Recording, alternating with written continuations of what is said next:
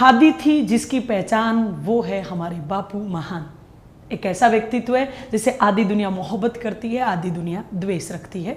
हम बात कर रहे हैं राष्ट्रपिता, महात्मा, बापू, मलंग बाबा, अर्धनंगा फकीर जैसे नामों से प्रसिद्ध मोहनदास करमचंद गांधी की, जिनके जन्मदिन के अवसर पर हम कुछ विशेष बातें आपके साथ शेयर करते हैं।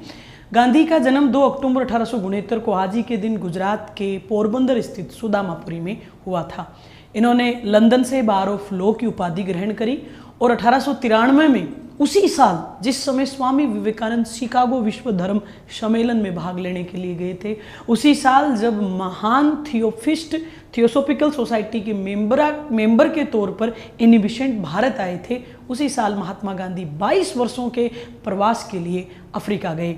22 वर्षों के अफ्रीकन प्रवास में गांधी ने सत्य, अहिंसा, ऐस्ते, अपरिग्रह, असहयोग, हिजरत, जेल जैसे महान अनुभव प्राप्त किए और 9 जनवरी 1915 को गांधी भारत लौट आए। बंबई के अपोलो बंदरगाह पर उन्होंने अपना प्रथम कदम रखा। 9 जनवरी को ही प्यारे साथियों 2003 से हम प्रवासी भारतीय दिवस के तौर पर मनाते आ रहे हैं। शुरुआत में हम देखते हैं कि गांधी की पहली सार्वजनिक उपस्थिति है वो 1916 में बनारस हिंदू विश्वविद्यालय में दर्ज करी जाती है। गांधी के शुरुआती अगर हम आंदोलनों की परिचर्चा करें तो गांधी ने चंपारण व खेड़ा जैसे किसान सत्याग्रह और अहमदाबाद जैसा मिल मजदूर सत्याग्रह अपने नेतृत्व में सफलतापूर्वक ढंग से संपन्न करवाया है। खिलाफत आंदोलन में भी गांधी की विशेष भूमिका हमें देखने को मिलती है।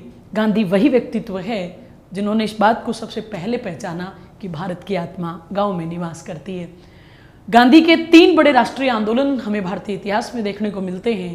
पहला 1920 में शुरू हुआ असहयोग आंदोलन, जिसका आधार रखा गया था चरखा, और बाकायदा 18 लाख चरखे जो हैं वो भारतवर्ष में बांटे गए थे।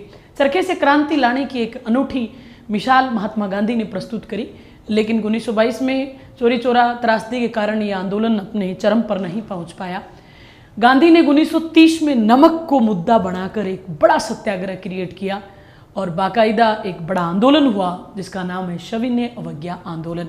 हर घर की आवश्यकता, नमक इसका आधार रखा गया, लेकिन यह आंदोलन भी परिपूर्ण स्थिति में नहीं जा सका और गांधी ने अपना तीसरा और अंतिम जन आंदोलन, राष्ट्रीय आंदोलन 1942 में छेड़ा, जिसको हम भारत छोड़ो आंदोलन, क्विट इंडिया मूवमेंट के नाम से जानते हैं।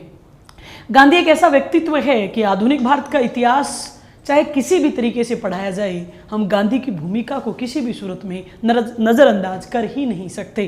चाहे अच्छे ढंग से बताया जाए, चाहे नेगेटिव अप्रोच से बताया जाए, पर गांधी पढ़ाना जरूर पड़ेगा, क्योंकि गांधी मर सकता है, गांधीवाद सदैव जिंदा रहने वाला है। एक और प्यारी बात, कौन कहता है रे गांधी अहिंसा का पुजारी था? कभी प्रियंका मैम जैसे गांधीवादी प्रेमियों से पूछिए, हम आपको बताएंगे हमारे महात्मा गांधी की जो रणनीति थी वो थी संघर्ष विराम, संघर्ष विराम। कहते हैं जानबूझ के ही किसी आंदोलन को अपनी चरम स्थिति तक नहीं लेके जाने दिया गांधी ने, क्योंकि चरम स्थिति के बाद में डाउन ही होता है। चाहे कोई भी सिद्धांत हो, विचारधारा हो, संस्थान हो, सब एक डाउनफॉल पे आते हैं। और गांधी की रणनीति तो ये थी कि राष्ट्रवाद की जो ये लहर है ये जिंदा रहनी चाहिए, तो संघर्ष किया, फिर एक रचनात्मक कार्यक्रमों के लिए विराम, फिर संघर्ष, फिर विराम। इसी रणनीति पर गांधी आगे बढ़े हैं। मैं 3 गांधी के कथन बोलूँ, उससे आप ये आइडिया लगाना कि गांधी अहिंसा का पुजारी है या गांधी एक सिस्टमेटिक ढंग से आगे बढ़ने वाला क्रांतिकारी योद्धा है। देखिएगा 1920 में गांधी ने कथन बोला कि अगर भारत की जनता मेरा पूर्ण साथ दे तो मैं 1 वर्ष के भीतर भीतर इस देश को ब्रिटिश सरकार से मुक्ति दिला सकता हूं। बड़ा ही सरल स्वभाव गांधी का दिखाई दे रहा है। वही गांधी 1930 में कथन बोल रहे हैं, मैंने घुटने टेक कर रोटी मांगी थी, बदले में मुझे पत्थर मिले, इंतजार की घड़ियां समाप्त हुई, अब होगा आंदोलन, मैं कह देता हूं तेरे को लॉर्ड इरविन। तो गांधी का व्यवहार देखोगे तो देखो आक्रामक हो रहा है।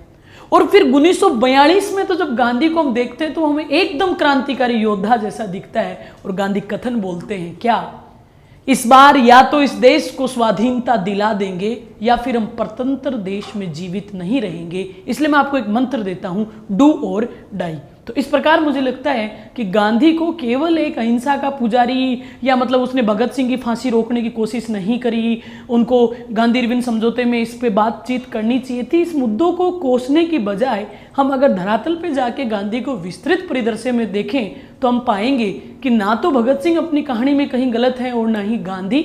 लड़ाई सत्य और असत्य की नहीं, कई बार सत्य और सत्य की भी लड़ाई हुआ करती है। एक अपने क्रांतिकारी इरादों से आज़ादी चाहते हैं, एक अहिंसा के साधनों से आज़ादी चाहते हैं, लेकिन सभी का इस देश के सम्मान में, इस देश की स्वाधीनता में महत्वपूर्ण योगदान रहा है। और हम आज आपसे यही उम्मीद करते हैं कि इस प्रकार जो भी हमारे राष्ट्रपिता हैं और जो भी हमारे राष्ट्रीय आंदोलन के महान योद्धा हैं, उनको समय समय पर हम स्मरण करते रहें। जय हिंद, जय भारत।